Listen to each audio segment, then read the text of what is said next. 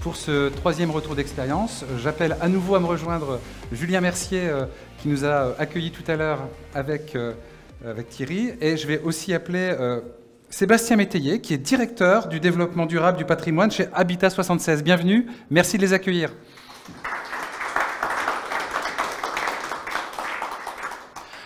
Alors, on va parler ensemble d'un programme qui concerne de très près Habitat 76. Je vais poser ce micro parce que moi, j'en ai pas besoin. Voilà, peut-être pour les questions-réponses. Qui concerne Habitat 76 de très près. Il s'agit de votre propre siège social, Sébastien Métayer, le Spatium, c'est bien ça, qui a été piloté, réalisé en full BIM. Avant d'entrer dans le détail, je vais m'adresser d'abord à Julien. Julien, en tant que vice-président de l'innovation et de la prospective et surtout avec ce regard stratégique sur le BIM et la manière dont il impacte le secteur et tous les enjeux qu'on doit prendre en compte quand on pilote un projet BIM. Qu'est-ce que ce projet en particulier, parce que vous en avez parlé ensemble, qu'est-ce que ce projet a de particulier en parlant, tu me disais, il recouvre quand même pas mal, il coche beaucoup de cases de ce qu'on doit faire dans un projet BIM avant, pendant et après. Oui, effectivement. Et puis ce qu'il y a de marrant, c'est que quand il m'a été présenté, on me parlait de full BIM. Et j'ai dit, tiens, qu'est-ce que c'est que le full BIM? Parce que tu sais, on en parle beaucoup. Alors, je ne vais pas faire de définition parce que je n'ai pas la prétention de savoir ce que c'est exactement, mais on a souvent en tête le full BIM, c'est par exemple full utilisation d'un logiciel en particulier, vous avez celui que vous avez en tête, ou full utilisateur, etc. Et quand m'a été présenté ce projet, je l'ai trouvé très très bien, on va en parler, enfin, le maître d'ouvrage en parlera avec moi, mais pour moi c'était plutôt une full collaboration, comme je lui ai dit, parce qu'il a une particularité, et j'ai beaucoup apprécié le Rex précédent, où on parlait notamment de communication, que la maquette avait servi pour la communication. Et là, ça a été un cas assez rare, enfin, de mon expérience tout du moins, où effectivement, on retrouve souvent la maîtrise d'œuvre, la maîtrise d'ouvrage sur le projet et intégrée dans le processus. Et là, on avait les utilisateurs finaux. Et ça, je trouve ça très très bien. Parce qu'en fait, effectivement, l'utilisateur final, on a souvent, on l'oublie, c'est-à-dire celui qui va réellement occuper le bâtiment et vivre dedans au quotidien. Et c'est vrai qu'il n'a pas souvent l'opportunité de s'immerger et de participer à la conception, parce qu'avec des plans ou avec on va dire les livrables actuels, c'est pas si simple que ça pour le Pékin, enfin l'utilisateur lambda de se projeter. Une maquette classique même. Et là, enfin, on va en parler, mais j'ai trouvé ça formidable parce que dès le départ, effectivement, les utilisateurs pouvaient s'immerger, j'allais dire, dans le projet et identifier effectivement la façon dont ils allaient vivre le bâtiment, sachant qu'on est dans un cas encore particulier puisque ça sera du flex office, donc des locaux et des bureaux que chacun pourra se approprier. Donc il y avait aussi une conduite du changement qui était assez forte. Et donc ça a accompagné aussi les acteurs et les futurs utilisateurs dans la conduite du changement. Donc ça, c'est quelque chose que je trouve assez intéressant. Et un autre point qui est important aussi, c'est qu'effectivement, il y a eu une vision 360 degrés sur le sujet, et je pense que ce qui a été fait aussi sur le cas de l'université de Caen, c'est-à-dire qu'effectivement, dès le départ, a été associé le constructeur, l'ingénierie, etc., avec une vision, ce que j'appelle du berceau à la tombe, c'est-à-dire depuis la conception de l'ouvrage jusqu'à l'exploitation maintenance. Et ce qui a été dit tout à l'heure aussi est très intéressant. Alors, je ne vais pas polémiquer là-dessus parce que c'est un sujet éminemment politique. C'est le sujet de l'APS, APD Pro, les phases projet qui, de mon point de vue aussi, ne sont pas du tout adaptés au BIM. En gros, faire une maquette APS, ça veut dire quoi? Une maquette APD, etc. On parle plutôt, pour moi, d'avant-projet dans sa globalité. Et ça, c'est très important parce que je pense qu'effectivement, c'est un des silos, et on en a parlé au sein de la fédération, au niveau du GTBIM particulièrement, quelque chose qui doit évoluer. La loi MOP, elle est scalée, mais je pense qu'elle doit évoluer dans sa vision et son ouverture. Voilà. Merci Julien, et puis on aura l'occasion d'échanger avec toi et de réagir sur ce que vous allez nous présenter maintenant, Sébastien Métayer. Alors, dans un premier temps, avant d'entrer dans le descriptif et puis un peu le décryptage de comment le BIM a été utilisé et puis de cette notion d'expertise d'usage, et puis on pourra peut-être même aller un peu plus loin parce qu'il y a du BIM dynamique aussi dans ce projet, on verra de quoi il s'agit tout à l'heure. Présentez-nous ce programme finalement, nouveau siège, c'est ça, pour Habitat 76, c'est tout récent la livraison? Alors, la livraison, effectivement, a été réalisée en mars 2021, après 22 mois de chantier, sous période Covid, et nous avons emménagé début mai. Et donc, c'est pour ça que j'ai en début de présentation. En fait, nous, Habitat 76, donner les grandes lignes, nous sommes un bailleur social et gérons 30 000 logements sur le département, et nous sommes également propriétaires de l'équivalent de 5 000 logements, équivalent logements, c'est-à-dire des résidences étudiantes, notamment sur le département de la Seine-Maritime. Quelques impératifs au niveau du programme. Il faut savoir que depuis les années 70, nous étions dans un siège social des années 70. Donc, des longs couloirs à perte de vue, et de chaque côté, des bureaux, 2, 3, 4 personnes grand maximum, et surtout énormément de bureaux individuels, avec des portes ouvertes et des portes fermées. Basculement. En 2017, nous décidons de construire sur un foncier pour lequel nous étions propriétaires, de partir sur un nouveau siège social. Donc il s'est écoulé 4 ans, un peu moins de 4 ans, entre le moment où on a dit feu vert, on y va sur ce projet, et la réception. C'est plutôt rapide? C'est plutôt rapide. D'accord. C'est plutôt rapide. Être sûr. Hein. Avec quelques impératifs, un agencement de type flex office, c'est-à-dire plus aucun bureau individuel attitré à 100%. Avec des espaces collaboratifs, des espaces qui permettent de travailler en projet ou de travailler sur différentes affaires en cours. Donc vous verrez quelques visuels. Également, autre impératif, full beam, et vous verrez à la fin pourquoi, je vous montrerai. Et puis un bâtiment intelligent, performant, en termes d'exploitation et d'accès à l'information. Et puis surtout une opération full beam, conception, réalisation, exploitation. Nous sommes volontairement partis d'une page blanche, et les impératifs que vous voyez ici, ce sont les seuls impératifs qui ont été donnés par la gouvernance d'Habitat 76, en l'occurrence la direction générale, avec un maxi à 15 millions d'euros d'investissement. Voilà. Maintenant, les salariés qui sont volontaires pour travailler sur le projet, on y va ensemble. Comment ça s'est passé Et donc, nous nous sommes fait accompagner d'un assistant à la maîtrise d'ouvrage, Amexia, qui a travaillé sur le projet, pour rédiger le programme. Pour rédiger le programme, en parallèle d'une étude d'urbanisme partagée avec la ville de Rouen et la métropole. Et donc, l'organisation que nous avons mis en place en termes de projet, en mode projet, puisqu'on est bien là-dessus. Le BIM, je vais le redire, le BIM n'est pas une finalité. Faire du BIM pour faire du BIM ne sert strictement à rien. À rien. Si on n'a pas derrière la finalité, et quelle est-elle? En l'occurrence ici, des bureaux.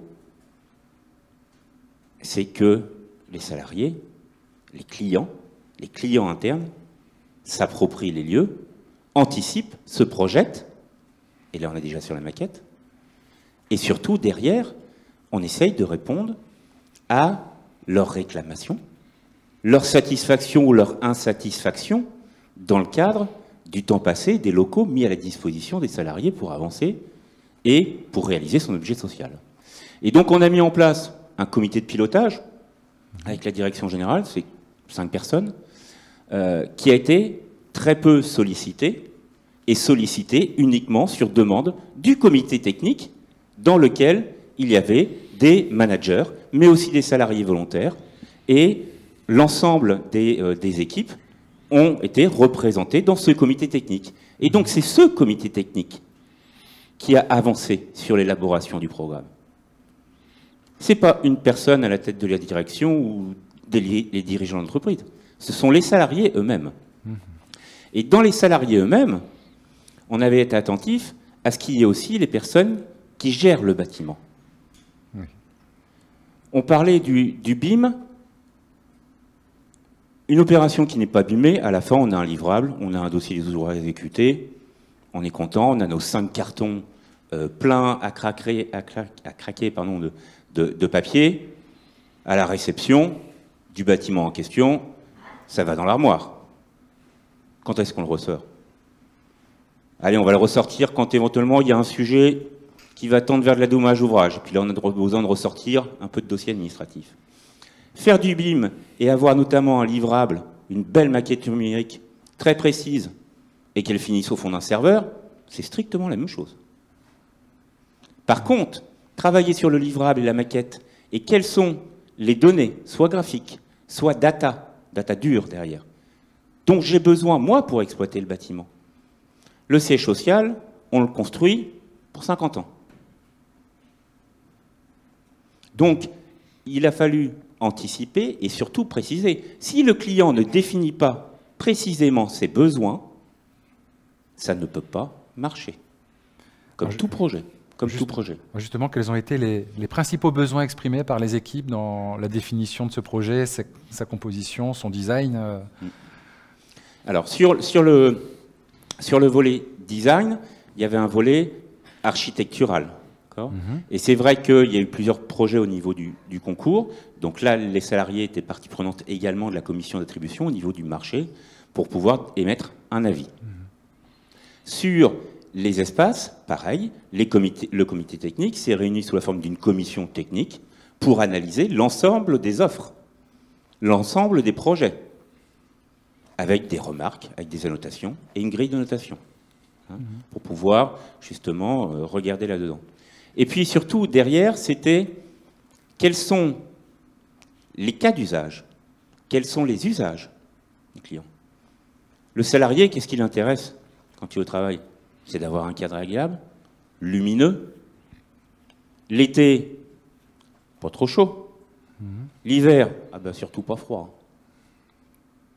Et puis derrière, avoir accès avec l'ensemble des outils, des systèmes d'information, où que l'on se trouve, quel que soit l'étage du bâtiment, on a à sa disposition, le salarié a à sa disposition, un espace de travail ouvert, ce qu'on appelle des bulles de réunion, 1, 2, 3 personnes, des bulles de réunion 3, 4, 5 personnes, des bulles de réunion 10, 15 personnes, une salle de réunion qui fait une cinquantaine de personnes, un auditorium qui fait 400 personnes, etc. Et de dire, en fait, le flex office, l'organisation qui a été mise, c'est que le salarié qui arrive le matin au travail, on avait travaillé sur les interactions les plus récurrentes pour regrouper sur des niveaux, des étages, ces entités-là. Le salarié dispose d'un casier individuel à son nom, avec son code. Il arrive, il ouvre son casier, il a une box, clavier, PC portable pour tout le monde, casque, toute la téléphonie passe par... il n'y a plus de téléphonie fixe, passe par le PC. Et puis éventuellement ses affaires personnelles et la photo du petit dernier. Alors, le matin, il s'installe, il travaille, on peut bouger. Le soir, c'est clean desk. Le soir, tout est rangé dans les casiers. Il n'y a rien sur les bureaux. Je ne sais plus si on l'a apprécié, mais ce programme intègre aussi des logements dans cet ensemble. On avait à l'écran juste à l'instant aussi une slide qui nous évoquait des enjeux aussi en termes de performance environnementale, énergétique, etc. Le BIM a permis ça aussi. Il y a quelques screens après qui nous permettront de voir comment c'est représenté, mais est-ce que vous pourriez revenir sur cet aspect-là également? Donc également, la maquette a été utilisée pour faire de nombreux calculs. On est sur un bâtiment passive house, bâtiment passif, avec notamment un confort thermique assuré par la géothermie, et surtout l'accès à la consommation énergétique en temps réel. Et c'est là où on est sur du BIM dynamique. Je vous montrerai deux visuels derrière, qui nous permet à tout moment, par rapport aux capteurs que l'on a sur l'ensemble des plateaux, et dans toutes les pièces. Donc ça passe par des capteurs, c'est ça le point des capteurs, tout à fait, qui sont au niveau du bâtiment. Et on a un reporting pour pouvoir savoir, qui est historisé également, qui nous permet, parce que tout ceci, en tout cas, n'a été possible que parce que nous sommes dans ce qu'on appelle un marché global de performance. C'est-à-dire que nous avons passé un contrat global avec un groupement dans lequel on retrouve une entreprise générale pour la construction, dénommée Legendre, des architectes, cabinet Bétinger Desplanques, et ici Aya, et puis également un exploitant qui s'appelle NR24, qui est une filiale de Legendre. L'exploitant nous doit, le groupement doit à Habitat 76 des indicateurs de performance pendant 10 ans. Pendant 10 ans. Donc on a signé un contrat, pourquoi? Pour la conception, pour la construction d'un bâtiment et pour l'exploitation avec l'atteinte de performances énergétiques, notamment, sur 10 ans. Tout ça, ça évite les renvois de balles dans un modèle plutôt classique où l'on aurait des architectes qui auraient conçu. Derrière, on consulte, on met en concurrence, on a des entreprises encore état séparé qui réalisent. Et derrière, il faut qu'on trouve un exploitant de chauffage, entre autres, pour qu'il exploite. Les renvois de balles sont incessants. C'est pas de ma faute, c'est de la tienne. Ici, c'est pas le cas. Et ça ne peut pas être le cas. On a effectivement des indicateurs de performance sur le volet énergétique. Et puis, on a également des indicateurs de performance sur les délais d'intervention. Alors, les délais d'intervention, c'est extrêmement intéressant en termes d'approche client. En tant que client, on veut tout de suite. Quand on achète quelque chose, on veut tout de suite. Et s'il y a une panne, dans 5 minutes, il faut que ce soit résolu. Ben là, c'est pareil. Si on a un problème de chauffage par des personnes dans un espace, il faut qu'on essaye de faire notre maximum pour le régler très rapidement. Donc, on a des délais contractuels d'intervention par rapport, justement, à cette satisfaction. Alors, on a quelques écrans qui vont nous permettre de comprendre dans la maquette comment ça s'exprime, comment ça se visualise, etc. Ce qui serait intéressant, c'est qu'on arrive, par rapport à notre sujet du jour, vous les avez commencé à l'exprimer, cette notion de coût, de rentabilité qu'on peut voir souvent uniquement sous l'angle financier, là, on comprend que le BIM, par le BIM, on a finalement, au-delà de la notion de rentabilité ou de performance, la notion de bénéfices, finalement, globaux. En termes d'usage, en termes de pilotage, en termes de monitoring de la performance énergétique, en termes, j'en perds, de management aussi, enfin de bien-être au travail peut-être aussi, hein, d'optimisation des espaces de travail, etc. C'est un vrai sujet d'actualité. Donc tout en commentant peut-être et en nous expliquant, parce qu'il nous reste que 5 minutes malheureusement, est-ce que vous pouvez nous donner votre vision finalement de en quoi finalement le BIM au travers de cette opération et certainement d'autres que vous menez pas que pour vous, mais pour des habitants, évidemment, dans les opérations de logement. En quoi, finalement, le BIM permet aujourd'hui d'atteindre, et peut-être avec un regard aussi de Julien, cette notion de performance globale, finalement, de rentabilité ou de bénéfice, j'ai envie de dire, au sens très large du terme. Julien, peut-être un commentaire. Juste une chose dont on a parlé... Près du menton, oui. Ouais, pardon. Et, enfin, au niveau de la question aussi, c'est... Ce qui est intéressant aussi, c'est comment vous en êtes arrivé là. Ce que je veux dire, c'est que ça démontre quand même d'une certaine maturité. Effectivement, pour moi, c'est un projet qui me semble, je ne l'ai pas vécu, mais pour en avoir échangé et vu de ce qui avait été fait, c'est quand même assez exemplaire. Après, il faut le voir dans la durée, mais c'est sur la démarche tout du moins. Et je pense qu'il y a eu quand même certainement des mauvais retours d'expérience potentiellement, des mauvaises expériences, ou bonnes ou mauvaises. Et quelle a été un peu la démarche intellectuelle, enfin, voilà, qu'est-ce qui a fait qu'à un moment donné, vous avez dit dans ma maquette, il faut telle et telle donnée, je veux tel usage, parce que on sent qu'il y a eu quand même de la performance, de l'efficacité quelque part, et que le BIM, il a été un sujet parmi tant d'autres et non pas le sujet. Voilà, on s'est appuyé sur le processus BIM, mais il était cadré et maîtrisé. Effectivement, on est sur un processus collaboratif. Le plus important, ça a été le fait de mettre autour de la table l'ensemble des acteurs ou leurs référents. Dès le départ, nous avons mis des salariés qui n'étaient pas du tout acculturés et surtout formés à se projeter à travers une maquette. Donc on a accompagné cela. Et par rapport aux différentes finalités, il y a donc une plateforme une application qui a été développée spécifiquement. Outre l'aspect technique, et je ne rentrerai pas là-dedans, c'est surtout le fait que les items que vous avez à gauche sont accessibles par tous les salariés. On a un système d'automatisme au niveau descente et montée des volets sur les triples vitrages sur 3 façades, est, ouest, sud. À tout moment, un salarié peut lever, baisser le store qui est derrière lui parce que son écran est orienté d'une certaine manière. À tout moment, il peut aussi demander une intervention, À tout moment, il peut demander une intervention. Il peut signaler une intervention sur un défaut.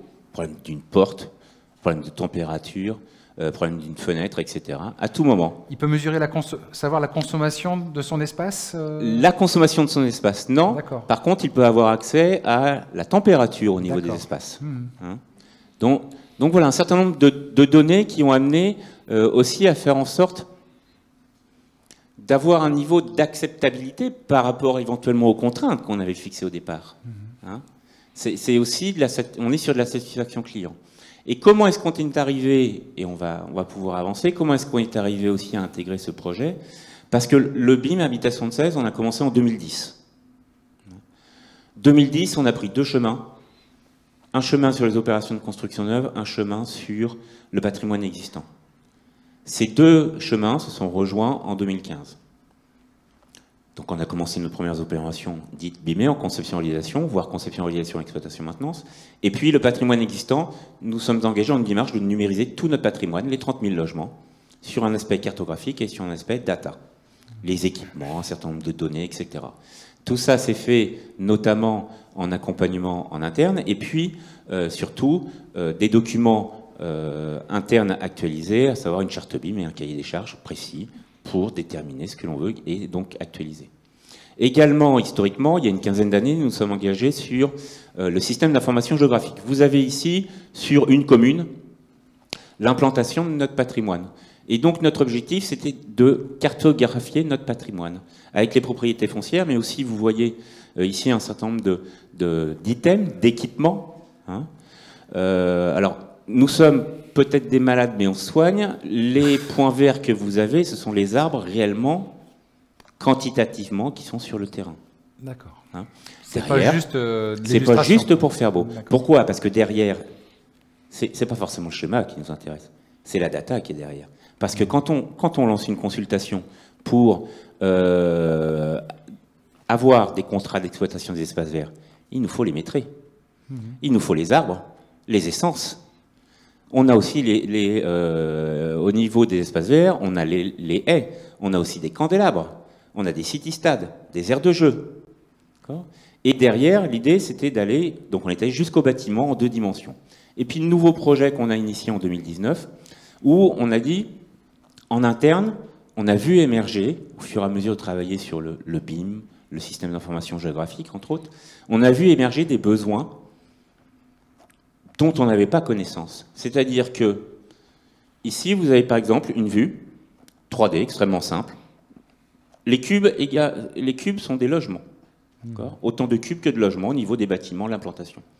Et puis là, on travaillait sur la vacance. Où sont les logements les plus vacants? On croit beaucoup au visuel des choses. Et donc on a créé ce qu'on appelle des cartes métiers par rapport aux besoins internes. C'est-à-dire qu'on s'est engagé, la première carte qu'on a réalisée, c'est pour les démarches commerciales. Ah bon, il y a un lien entre le commercial pour aller chercher des clients et le BIM pour nous expliquer. Et donc en fait, c'était tout simplement, derrière c'était la data, Build Information Management. Et derrière, on a créé une carte métier spécifique, et on parlait de rentabilité tout à l'heure. Pour commercial chez nous, le fait de décrocher un nouveau client, le fait d'avoir accès à des informations, avec une carte, telle que nous l'avons abordée, nous avons divisé par 2 son temps. Pourquoi? Parce qu'il y avait 7 applications d'ouvertes, parce que l'information, elle était ici, ici, ici, ici, là. Et donc, on a divisé son temps par 2. Est-ce que aussi ce visuel vous permet, en gestion locative, de vous dire, pour de futurs programmes, si on fait trop des programmes étirés en queue et en queue de programme, bah, on a plus de vacances. Enfin, là, visuellement, c'est ce qu'on voit. C'est peut-être pas l'explication, mais est-ce que ça vous donne aussi des indicateurs pour optimiser demain la configuration, la conception de vos programmes, pour diminuer la vacance, pour les rendre plus adaptés à l'usage, etc. Nous sommes sur, clairement, des outils d'aide à la décision. L'accès à l'information pour un outil d'aide à la décision, je ne vais pas vous dire qu'il n'a pas de prix, mais l'accès à l'information, c'est pas... Oui, le temps, c'est de l'argent. Mais derrière, voilà, je vais avoir accès tout de suite à l'information. Où se trouve la vacance? C'est autre chose d'avoir un visuel avec une maquette, que d'avoir des logiciels métiers avec des chiffres, du texte un peu partout. Ça n'a rien de sexy, mais surtout, c'est pas accessible tout de suite. Alors que là, c'est très clair. Et ça permet, voilà, de travailler sur le visuel. Ce qu'il y a d'important, juste pour un dernier point peut-être, c'était Ça avait été dit au précédent RexBeam, c'est que la maquette numérique est un modèle de données. Et là, on parlait d'information, bien distinguer ce qu'est la donnée et l'information, puisque l'information, ça permet effectivement de prendre des décisions. C'est de la donnée qui a du sens. Voilà. Et ce modèle de données, effectivement, comme ça a été dit précédemment, on prend énormément de temps à renseigner la maquette. Vous disiez, ça va inverser le rapport entre 20 et 80. Et en fait, si effectivement vous passez énormément de temps à renseigner cette maquette et que derrière les données que vous avez intégrées, vous n'en tirez pas d'informations et donc vous n'allez pas exploiter la donnée, en fait, le BIM n'a aucun sens. Ce que je veux noter aussi, c'est que quand on a regardé le projet ensemble là, sur justement les maquettes de vacances, quelque chose qui m'a frappé tout de suite, c'était la simplicité de la représentation graphique. C'est-à-dire que quelqu'un qui ne connaît pas forcément le processus BIM ou qui n'a pas cette vision de data aurait peut-être représenté les appartements avec leur vraie surface, en disant l'appartement, il me faut les plans. Alors que là, par rapport à l'usage, vacances, c'était juste un jeu de couleurs, on pouvait faire simplement des cubes. En disant c'est un R+3, j'ai X temps et c'est hyper pragmatique, et ça revient sur cette notion de frugalité qui va être évoquée tout à l'heure. Et là, le BIM a vraiment du sens pour moi. Enfin, c'est plus que du BIM, c'est de la gestion de données. Et c'est pour ça qu'on parlait tout à l'heure de l'avenir du BIM manager. Et aujourd'hui, pour discuter avec d'autres confrères, c'est plutôt des data managers. Et là, on est vraiment en plein dedans. Merci beaucoup Sébastien Métayer, merci Julien encore une fois, on peut les remercier. On va regarder, mais alors vraiment rapidement, est-ce qu'il y a des questions en ligne sur ce retour d'expérience? Mais on va aussi en prendre dans la salle. Est-ce que vous avez des remarques, des retours d'expérience vraiment très rapidement à poser avant la pause? J'aurais peut-être pas dû dire le mot parce que... En tout cas, nos invités qui sont là sont évidemment à votre disposition aussi pendant la pause. Ils n'ont pas le droit à de pause, vous devez aller les voir, leur poser des questions. Mais est-ce que vous avez une remarque ou une question à poser avant qu'on se retrouve? Oui. Stéphane, je vais vous apporter le micro. Alors, je ne vous demande pas de vous présenter, là, ça ne sert plus à rien. On vous connaît maintenant. Oui, on m'entend? Le micro, oui, c'est bon. Oui, Sébastien Métayer nous parlait tout à l'heure de l'exploitation. On a vu tout à l'heure les difficultés pour François Comment de trouver un logiciel adapté pour la gestion de patrimoine. Je voulais savoir si ça fonctionnait bien pour Habitat 76 ou s'il y avait eu des difficultés, notamment pour intégrer les différentes maquettes qui ont été réalisées ces derniers temps. Quel logiciel est utilisé et, voilà, une question très pratique. Quels outils, quel logiciel? Alors, au niveau sur notre base numérique, technique, nous sommes sous Habila, avec donc l'éditeur Labéo et la foncière numérique. Ça nous a pris 3 ans pour constituer la base. Aujourd'hui, concrètement, on a encore des difficultés pour intégrer des maquettes qui sont beaucoup plus lourdes, beaucoup plus complexes dans ce logiciel-là. On est encore obligé d'avoir 2 maquettes. Parce qu'on a une maquette extrêmement exhaustive, qui va jusqu'au produit, aux fiches produits, etc. Et une autre qui nous sert pour la gestion au quotidien. Voilà, au niveau des... La plus exhaustive est sous quelle solution? Du coup, vous avez... C'est du Revit. Revit, c'est du Revit. Okay. Donc, plus compliqué à intégrer du coup dans votre logiciel de gestion quotidienne. Je voudrais juste faire un retour d'expérience justement par rapport à la question que tu as posée. Et je pense que ça fait le lien avec l'histoire de l'uniformat, potentiellement, qui arrive en cours de route. C'est qu'en fait, souvent, le maître d'ouvrage va lancer un projet en BIM et faire sa maquette, qui a en tête la maquette DOE, mais pas sa maquette GEM, ça c'est encore un autre sujet. Mais surtout, il ne sait pas dans quel outil il va transférer, j'allais dire, les données. Et chaque outil, chaque solution est différente. Tu vas avoir Habila, Active 3D, je ne veux pas les citer, enfin bref. Et en fait, si on a souvent le cas, c'est que si je prends le cas d'un BIM manager par exemple, si on ne sait pas dans quel réceptacle on va mettre les données, comment on va être structuré les données, donc uniforme et autres, en fait, ça ne sert pas à grand-chose, parce qu'à la fin, on arrive, ou en cours de route, on nous dit « Ah, au fait, on a acheté tel logiciel, ça serait bien que ce soit structuré comme ça, codifié comme ça, parce qu'on nous a dit, il faut tout recommencer. » Et je pense que c'est important d'anticiper, justement, ça revient à cette notion de toute la chaîne, de dire à quoi ça va servir. Et un dernier point, c'est de dire, quand les gens font un effort, comme ce que tu as dit tout à l'heure, de faire du BIM, on s'aperçoit aussi que l'effort, il est beaucoup plus facile quand ça a du sens. C'est-à-dire qu'on sait pourquoi on le fait. Et cette notion de livrable et de finalité, donc le logiciel de GMAO, il y a des questions qui ont été posées, ou voire même les visuels tels que ceux-ci, les gens ils veulent bien faire des efforts, mais bien savoir à quoi ça va servir. Et ça aussi, ça n'apparaît pas des fois dans le BIM. Il y a des gens, on leur dit, tu remplis la maquette, tu fais ceci, tu fais de la 3D et tout. Puis le gars, il dit, mais ça sert à quoi? Et souvent, ils n'ont pas de réponse. Puis au-delà des logiciels de visualisation, hein, puisqu'il en existe beaucoup, c'est surtout derrière tout ce que l'on peut faire en termes de requêtage. Toutes les requêtes que l'on va pouvoir avoir, sur 30 000 logements, on en a un peu moins de la moitié, où on a des générateurs individuels pour chauffage. Faire une requête sur les dates de dernier remplacement de chaque générateur, en quelques minutes, on a la programmation de travaux par rapport au remplacement des équipements en question. Ça veut dire que ça va servir, cette maquette, et ça sera peut-être le dernier point, à tous les métiers liés, la gestion locative, le développement, les travaux, la maintenance, etc. Oui. C'est un outil vraiment au service de tous. On a lié le système d'information géographique avec la maquette, avec les équipements, et derrière avec ce qu'on appelle des quitus. C'est-à-dire qu'on a 70 000 équipements qui font l'objet d'une maintenance chaque année. 70 000. C'est dématérialisé en cliquant sur l'équipement. On peut avoir accès directement dans la gestion électronique de documents au quitus signé par l'entreprise et le locataire. Alors, une toute dernière question qui nous vient du live stream. Merci. Donc, alors, c'est peut-être tôt pour répondre à cette question parce que ça date de mars, la livraison, mais quel gain constaté, peut-être espéré, je ne sais pas si vous l'avez fait, sur l'exploitation maintenance?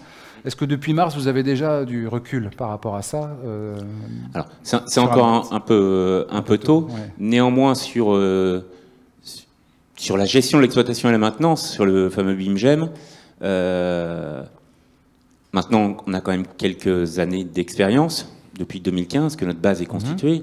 Tous les 24 mois, on a une équipe, 3 personnes, tous les 24 mois, qui télécharge la tablette, prend la maquette avec toutes les données et va sur le terrain voir ce qui se passe pour pouvoir regarder l'actualisation du patrimoine. C'est bien ce qui se passe devant l'écran. La réalité, elle est peut-être pas là. Et bien souvent, elle n'est pas là. Le plus important, c'est ce qui se passe sur le terrain. Hein. Et puis le fameux triptyque qu'on a l'habitude de mettre en avant, qui est coût, qualité, délai. 3 finalités du BIMGEM. Coût, qualité, délai. Coût, c'est pas que l'investissement. 75% du coût d'un bâtiment, c'est son exploitation dans les années à venir. 75%. Coût, donc voilà. Qualité, on l'a dit tout à l'heure, on n'a pas le droit à l'erreur. On est sur une fois. On construit un siège une fois. Et puis qualité, c'est anticiper les usages, etc. Et les délais, c'est pas que le délai de chantier. C'est pas que le délai de conception. C'est le délai d'accès à cette fameuse information. Et comment je vais pouvoir gérer au mieux telle ou telle réclamation pour arriver à peut-être une full satisfaction.